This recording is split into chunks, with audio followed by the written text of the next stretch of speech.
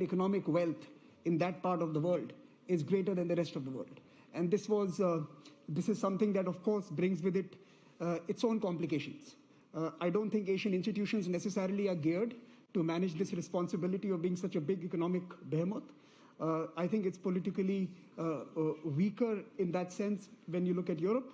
And also you see, alongside the economic growth, a rise of new politics, of loud politics, of expansive politics, and certainly a challenge to some of the multilateral institutions, arrangements, and assumptions of the past. Indo-Pacific epitomizes all of this. Dynamic economics, loud politics, and certainly an uncertain future. And to try and decipher all of this, to try and understand how can we partner together to work on putting together the undergirding that will define the Indo-Pacific in the future. We have a stellar panel with His Excellency Dr. Anđelj Loga, Minister of Foreign Affairs, Slovenia. Thank you for joining us, sir. Ababu Nawamba, Chief Administrative Secretary, Ministry of Foreign Affairs, Kenya. Dr. Augusto Santos Silva, who till very recently was steering the EU effort on the Indo-Pacific. He's the Foreign Affairs Minister of Portugal. And Dr. Subramaniam Jaishankar, the Foreign Affairs Minister from India. So thank you for joining us for the ORF's inaugural debut at this particular forum. Let me start with you, Minister Loga. How do you see the partnership going forward? We have seen certain progress made in the last 6 months, the Porto Summit, the India-EU Connectivity Partnership. We've seen greater political and economic depth lent to this bilateral or to this group. Under your leadership, under the Slovenian leadership of the EU, what is your vision for this particular relationship? Well, thank you very much. I'm really glad to host all those eminent guests here in Slovenia on a Bled Strategic Forum. One should compare discussion in the EU arena a few years ago and now, and would witness the dramatic change. 10 years ago, we did not speak about Indo-Pacific, enhanced cooperation with that. Now we are talking about, I mean, Mr. Shankar will even participate in Gimnich meeting to talk about the importance of Indo-Pacific. And if something, for example, current involvement in situation in Afghanistan proves how important is that European Union outreach and try to find a new partnership with the countries from the region. And as India represents the most numerous democracy in the world, I think it's a natural interlocutor within the region in incoming years and decades to come. So Slovenian presidency definitely is trying and is doing to put the issue high on the agenda, and we expect that this dialogue will strengthen and will get even more formal framework in incoming years. And I guess as well the same vision is shared, at least my opinion was after today's meeting with the Indian Foreign Minister that there is a wish from both sides to reapproachment and to more partnering cooperation in the future. Ask you a slightly important question that many of us sitting in India engage with. We see that a lot of European countries, and certainly even Slovenia, you are part of a 16+1 initiative where China is an important partner. You are also the member of the European Union. The European Union sees China as a strategic competitor. I think your predecessor in the EU leadership had also mentioned it as a challenge. How do you square these two relationships up? Indo-Pacific, in some sense, and the way we engage with it, is to, in a sense, manage the rise and manage the expansiveness of China. And yet here you have this very strong relationship. How do you work with China on the one hand and partner with Australia, Japan, US, and India on the other hand? Well, I don't walk, I talk. You have two, in a way, superpower in the region with the two different systems, approximately the same size of, inhabitants. And I guess, as well, two ways of thinking how to do business. And we all know how China is approaching and how they are dealing with their partners, with their competitors, and with our other superpower. Well, just at the previous session we had, when a Greek foreign minister said that all thought that in relations with China, when China will develop, evolve, they will sooner or later acquire the way of thinking the democratic world is acquiring. But apparently this proved wrong. They have different vision of how to deal and how to tackle more transactional approach in international fora. Well, I think there in the Indian case, it's slightly different. And here I would refer to I would quote one sentence from the book of Mr. Yashankar, The Indian Way. When I find it very intriguing, very interesting. He said, India is better off being liked than just being respected. And I think that this sentence shows the essence of difference between China and India. Well, I'm an optimist, so I hope that this sentence definitely shows this difference. Ask you one quick question.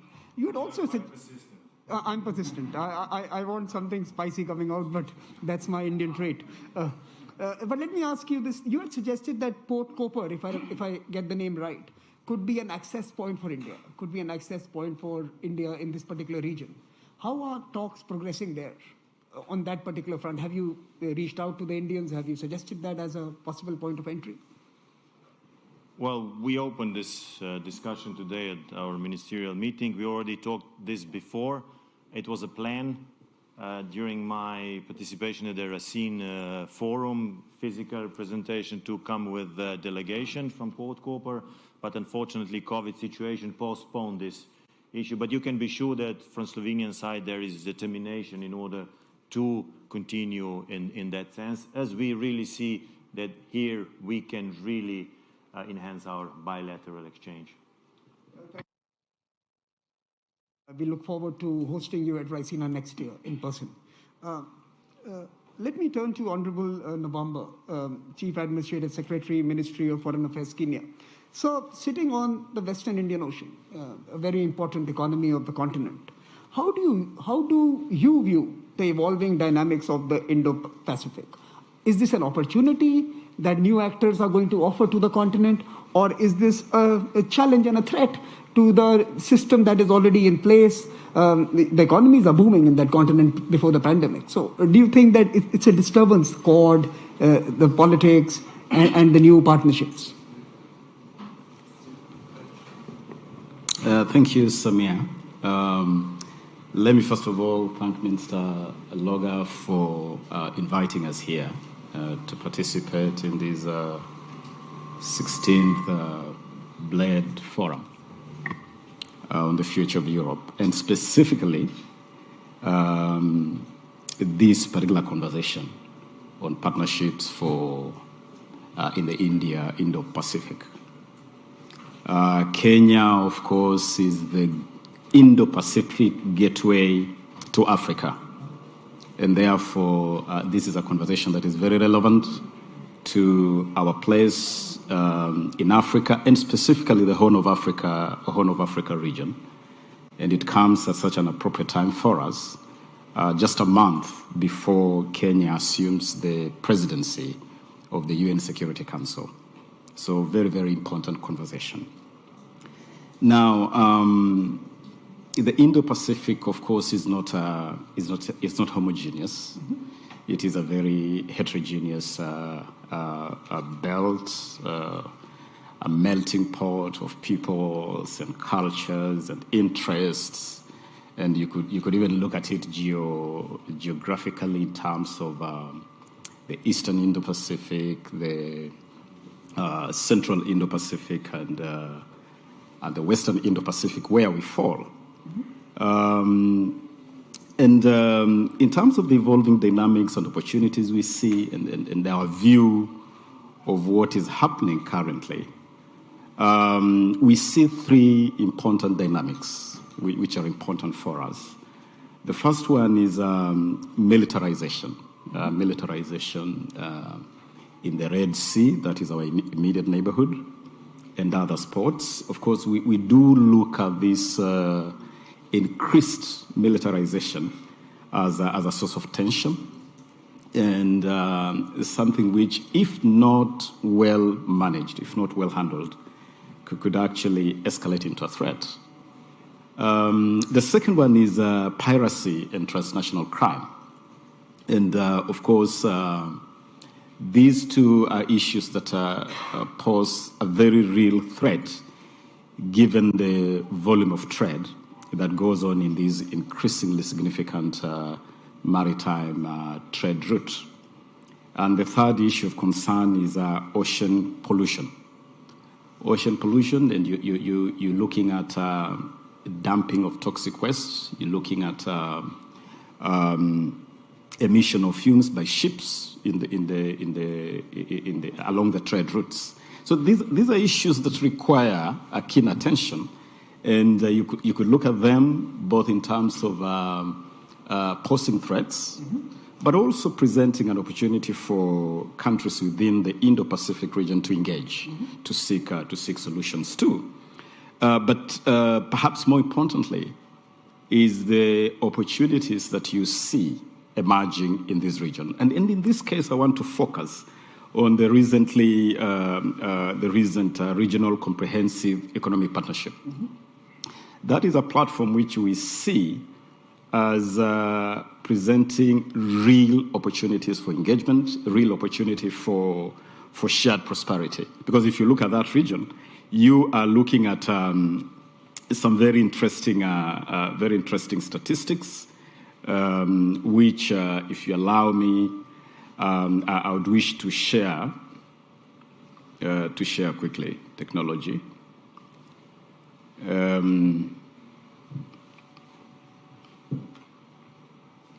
Yes.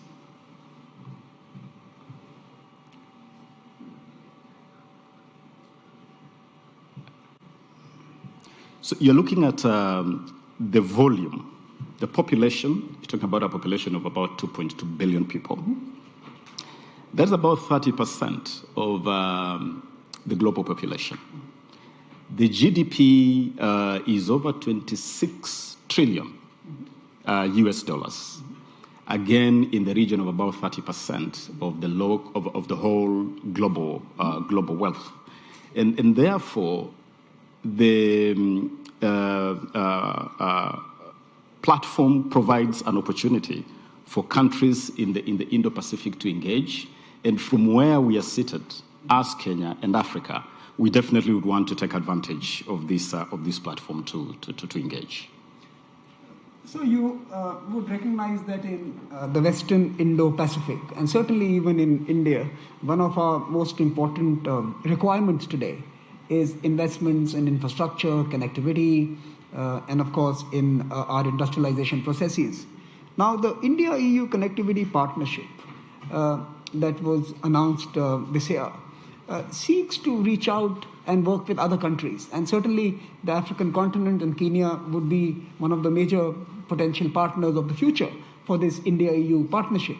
Do you see this as something that is going to add value to the current arrangements that you have? And I'm talking about the Belt and Road Initiative. There is a certain degree of pushback in certain countries because it has been termed as debt trap diplomacy. It has been termed as perverse arrangements.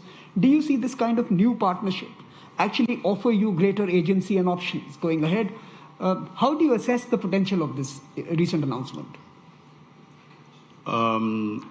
First of all, let me make it clear that Kenya is a believer in multilateralism. We believe in a collegiate approach to issues. We believe in partnerships. And the EU-India partnership is definitely significant. And it does present opportunity for further engagement. But let me also say that at the moment, there haven't been any specific initiatives from this partnership jointly. Of course, I'm aware that both India and the EU have significant portfolios in Africa, across Africa, but in their own respective sense. And so it will be interesting for us to see what joint efforts can emerge or can grow out of this very specific Euro or EU-India relationship. Mm-hmm. Yes. And how do you view the Quad, Mr. Secretary? Is that, Quad has a number of arrangements they have announced around some important issues around health, vaccines, certainly supply chains. How do you see Quad as an actor for the Western Indo-Pacific, where you are sitting? It is an important, development. You had also mentioned the Belt and Road Initiative, the Chinese initiative. In the context of both the Quad and initiatives by China like the Belt and Road Initiative, the position we hold is that Africa is ready to engage and engage in a manner that is win-win. Mm-hmm. I don't think it would be useful to pose a question that would lead to making a choice, so that one has to make a choice of whether to engage with China on one hand or engage with EU, India on the other hand. The position is that we can engage in a manner that is mutually beneficial for a win-win result for all parties involved. And what Africa is looking for is opportunity for more trade, more investment, shared prosperity. Mm-hmm. And let me make it clear that we believe there is space, mm-hmm. there is opportunity sufficient for everyone. Mm-hmm. What is not there, certainly, is space and opportunity for our greed. But if it's about space and opportunity for shared prosperity, that is sufficient for everyone. Fair enough. Yes. The Quad as well as the India-EU partnership give you more options, choices, and opportunities. Absolutely. Minister Silva, let me come to you. You have been, in some ways, the architect of the new momentum that has characterized the India-EU partnership. Let me first take you back to the broader question of the liberal order. How important is the politics of the Indo-Pacific for the liberal order? And is EU willing to be a political actor to, in many ways, ensure that this political arrangement remains liberal? I do think that one of the main objectives of the strategy the European Union is preparing for the Indo-Pacific is exactly to reinforce our partnership with those countries in the region that share with us the same adherence to the liberal order model. It means very practically to reinforce our relations with Japan, with Korea, South Korea, of course, with Australia and New Zealand, and specifically with India. The sentence, EU and India are the largest democracies of the world, is not only a matter of fact, is a matter of policy, a matter of strategy. So it was very important, the leaders' meeting between all the European leaders and Prime Minister Modi last May, in order that it established a new momentum for regular interaction between these two large democracies. And of course, when we speak of Indo-Pacific, we don't want to ignore other actors, but we want to multiply our interlocutors in the region, and especially those with whom we share this liberal democracy model. And more, additionally, we want to cooperate more with them in three complementary fields. The first one is to defend our security interests. For instance, the freedom of navigation in that region is a key security interest for Europe as for the stakeholders in that region. Secondly, we want to have these partners in our side in the geostrategic and geoeconomic competition that we are having in that region. That's why the partnership for connectivity between the European Union and India that was signed in Porto is so important to develop to improve the connectivity, meaning the connectivity in terms of human mobility, in terms of digital communications, and in terms of transport infrastructures, and so on. And finally, last but not least, because we have in those countries partners to cooperate with other regions in the world, namely with Eastern Africa. So it is very important, and it is one of the main aspects of the Porto political declaration between the two entities, European Union and India, this commitment of both entities to cooperate more between them in terms of mutual cooperation with third parties in Africa. So you are perfectly right. There is a political objective, there is a political goal and the political rationale in this transfer, in this wording of our relation to that region in terms of European strategy for the Indo-Pacific region. And the word Indo, related to India, is crucial for the definition of that strategy. Mr. Minister, we have seen the deployment of the word values of defending the liberal order used quite liberally all across the world.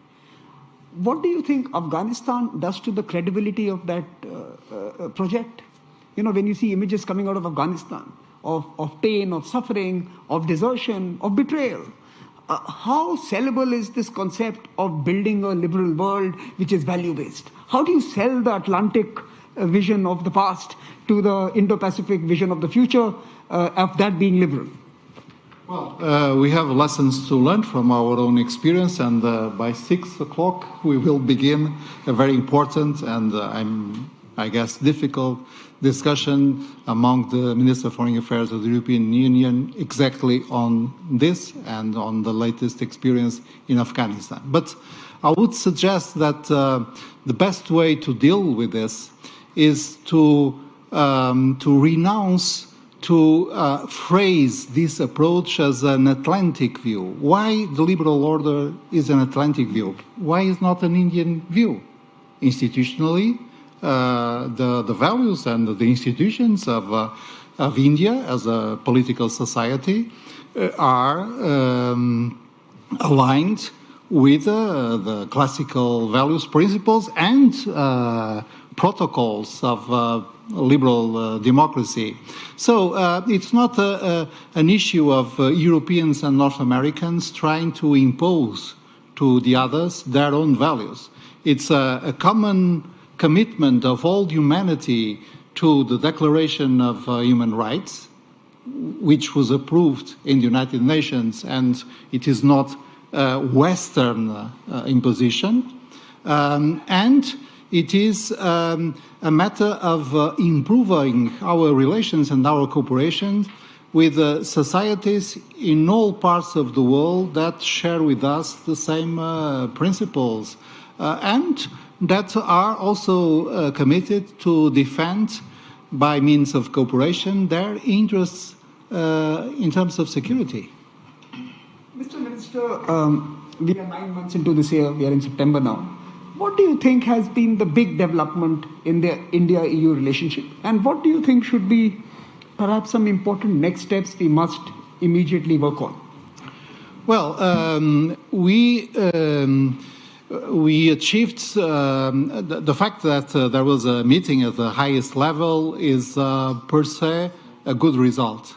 But it is only the overture. It is only the opening of a very important, difficult, complex, but necessary track of bilateral negotiations. And the agenda was designed.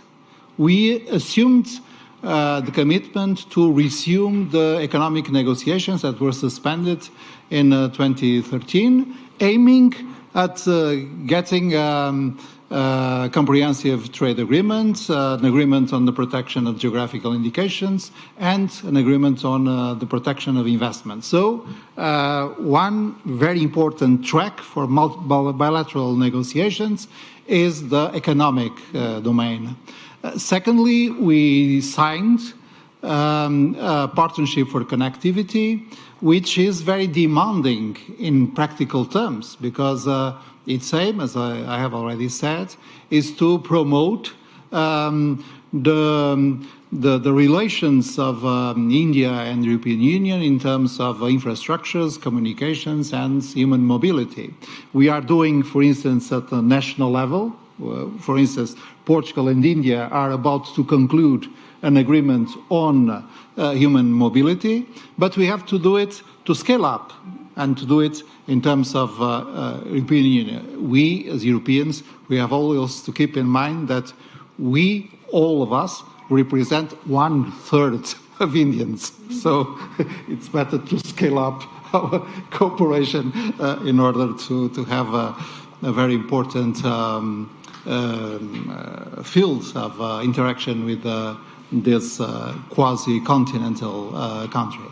So I think we have ahead of us a very complex, practical, but necessary negotiations, and now it's time, for instance, for the European Commission to work in order to propose our own objectives to the Indian counterpart. So I would say that the main result of the Porto meeting, the leaders' meeting, was the opening of a process. We didn't solve anything. We opened a very important window of opportunity of cooperation.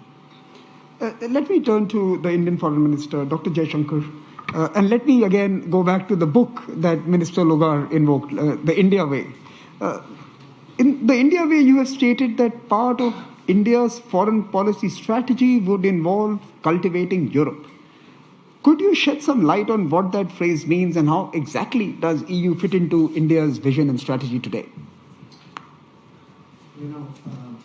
First lesson, when you write a book, be prepared for people to throw it back at you. I learned something in the process. But look, seriously, the reason I mentioned that was for a long time, Indian diplomacy was focused on the larger European national states. Okay, and there's nothing wrong with them. I mean, most of them have been good, time-tested partners of ours. I think the fact that Europe had evolved so much was not necessarily reflected in our way of working. And I say that as self-criticism. I mean, I'm equally to blame for this. So one of the first things I did when I became foreign minister was actually to visit Brussels. And I've tried to make it a point to actually make sure that we engage all the 27 EU members, which is why I'm particularly happy to be in Slovenia today. Because we do realize Europe is a collective enterprise, and you need in a collective enterprise to kind of have all the stakeholders with you as part of as much as possible. Now, why should we cultivate Europe collectively? In a way, the answer was given by my Portuguese colleague, which is there are a lot of things in the world which are not necessarily Western in the way in which people tend to see it or people tend to portray it. I think today when you speak about a liberal order, when we speak about trust and transparency, I think these are issues which at one time may have been more central to a Western discourse, but are today increasingly shared beyond the Western world. And I do see a lot of issues where India and Europe have meeting points, and it's important to come to Europe, engage your European counterparts, discuss it with them. And one of them is actually, where does Europe stand vis-a-vis Asia and the Indo-Pacific? Because I would argue that especially after 2008, for reasons which we all know, Europe has been much more reticent about articulating its interests and backing that up beyond its immediate confines. And in a globalized world, that is not even in Europe's own interest.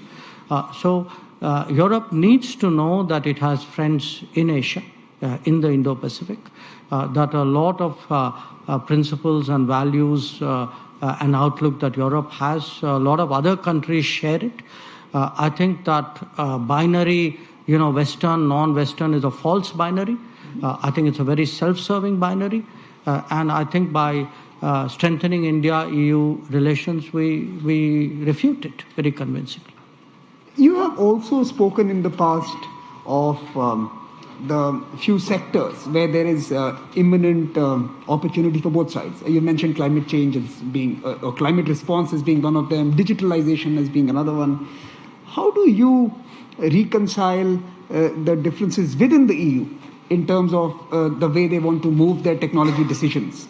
There is the overbearing presence of a large actor who is not necessarily trustworthy or transparent in many of the activities. How does India reconcile this digital bridge with the EU when EU itself seems to have big differences within in terms of the choices they make in the technology regimes? Look, it's not India's responsibility or India's capability to solve EU's problems. That's for EU to solve. It is natural if there are 27 countries in a collective, you will have a spectrum of views and interests. So there will be a European debate, like there will be an African debate, or like there will be a South Asian debate, or there will be an Indo-Pacific debate. I think what is important for us is whether the net result of that is an outcome with which India is comfortable as a basis of a partnership. And today, if you look, I don't want to say a post-COVID world because we are still very much in a COVID world. What has the COVID world done? COVID world has raised fundamental issues whether the current globalization model is the right model. The word strategic autonomy, which used to be heard politically in India decades ago, is today heard in Europe, economically. Okay. Today, issues of trust and transparency, reliable and resilient supply chains. These are the terms which the COVID world has spawned. And I think it's important in a world where all of us have expanded our perception of national security to cover something more than, a kind of a military, political, physical, intelligence security, to a larger sense of well-being, vulnerability. In this world, I think societies who are, in a sense, democratic, who are market-based, who are open, who may have their own debates, and we may not always agree. I do think that there is a kind of a new basis for conversations which are coming out in a COVID world. Today, you are pointing at India and EU, but I think it applies equally to India and Africa, and presumably to Europe and Africa as well.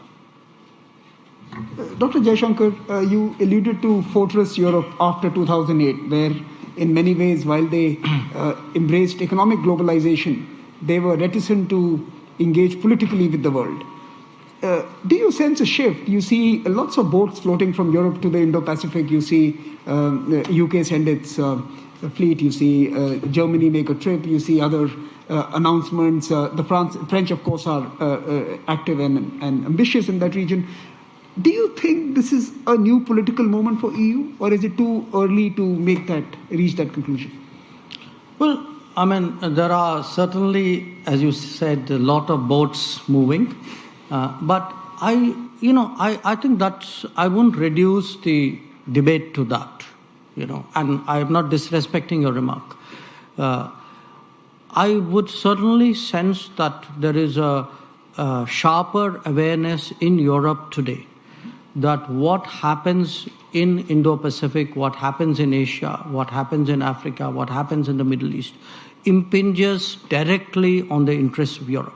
I think that realization is sharper in 2021, let us say, than 2014.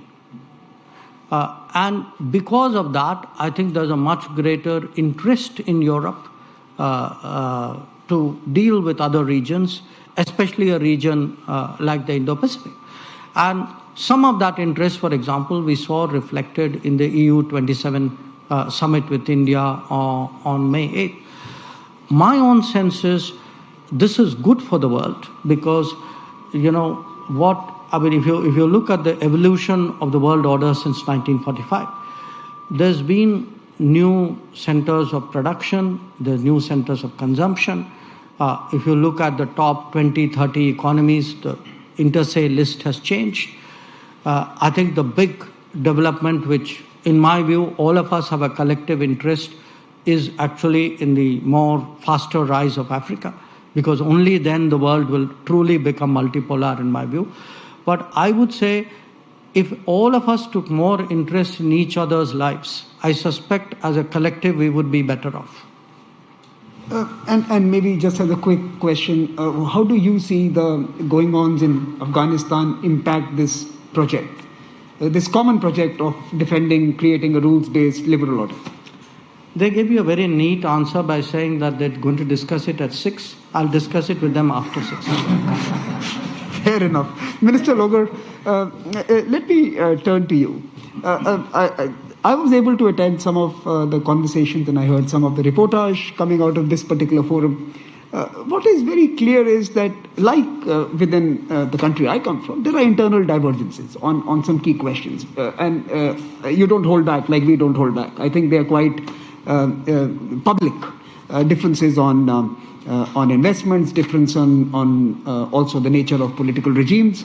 My question to you is that when you have a very vibrant and divergent internal system within the EU, would you be comfortable on creating common positions on some really difficult questions that the Indo-Pacific is posing? For example, the developments in South China Sea.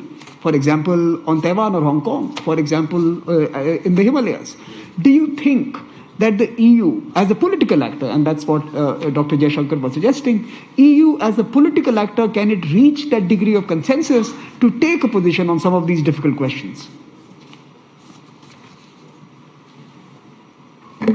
Well, Europe is in a system that is sui generis and it has its own goods and bad things. So there are 27 member states, and in some area we have, let's say, communitarian system, and some system we are working and performing like independent state. Well, in foreign and security policy there is unanimity required, which means that sometimes it's a bottleneck to adopt a bold decision on regarding, let's say, international relation.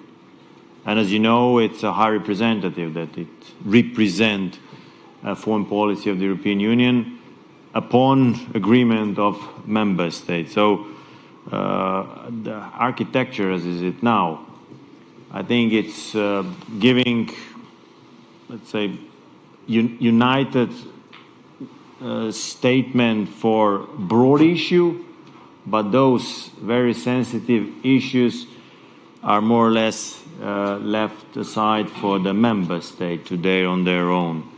And I think it's okay, it's good for that, because otherwise it becomes too uniform approach. However, as long as we are tackling human rights issues, so let's say the ideas of the founding principle of the European Union, as I remember, we always succeeded to have bold decision. We succeeded to adopt new sanctions. We succeeded to adopt other measures that was, on the arsenal of European Union available in a toolbox for, say, force with, in a way, not so soft but not so strong power other interlocutors into the direction we think it's right. Mr. Silva, can I ask you the same question? Same question? The same question. Do you think there is a need today to mobilize a political consensus to be a real actor in some of these it's a tough neighborhood, Indo-Pacific? Yes, I do think that consensus and its consequence, the unanimity rule, is a factor that can enforce European positions. When we agree at 27, we have a legitimacy and we have a capacity that none of us could have if it acted individually. But this is a coin with the two faces, and the other face of the coin is that we have morally and politically, each of us, the duty to contribute to a consensus. Sometimes Portugal, it is the case of Slovenia and many other member states, we have to have an evolution in our position in order to approach the consensus, in order that the unanimity is possible. And unfortunately, currently 1 or 2 or even 3 member states are not accepting this political responsibility. So we face some cases. Fortunately, they are quite few, but sometimes in important issues in which we cannot approve a declaration of the European Union as such, because one of the member states is vetoing it. And this is not the idea of founding our external policy and security policy on a consensus, a very strong one, but it has this assumption that everyone can contribute to that consensus. And the veto should be exercised only in issues that could put in question national fundamental interests. So perhaps this is already a debate that we are having internally, and I think this debate will be very important, very tough, but it is very necessary. If not, what we are doing is what we call the enhanced cooperations. It means that groups of member states go into a direction more deeply or more rapidly than the organization as such. And is that a real danger? Is that a danger that you would see some breakout groups putting together more muscle and weight behind certain issues? Theoretically and politically, I do think that Europe is a mosaic. Mm-hmm. Very different countries with different traditions, languages, histories, and even ways of living. And this is a strength of Europe. This is a richness of Europe being this mosaic. But in the next future, we will see what we call the variable geometry. We will see that we shall have a common ground in terms of internal markets, of course, of values, common values and institutions, and in terms of some very general approaches. And we are going to see different formations of states within the European Union. Some of them share the same currency, as it happens in the Eurozone.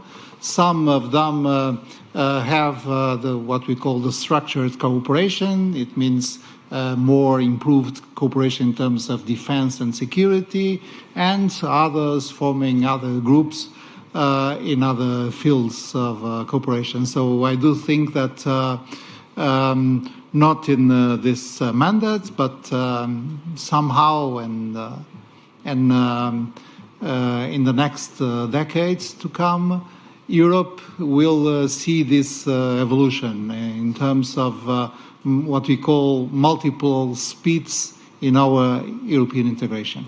Minister Loba, you want to come?